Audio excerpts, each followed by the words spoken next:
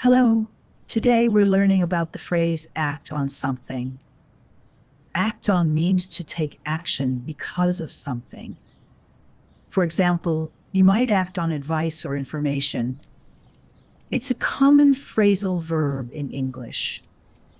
Remember, something means something. You always say act on something. You don't separate act and on. For example, she acted on the warning. This means she took action because of the warning. You can act on feelings too, like your instincts. It's important to use this phrase when you want to show you react to advice or news. Let's look at more examples.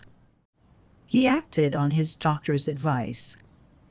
They acted on the customer's feedback. You see, it's about doing something after you get information. Be careful not to say act the advice on. That's wrong. Always say act on the advice. Try using act on in your sentences today. It will help you sound more natural. Thanks for watching. See you next time.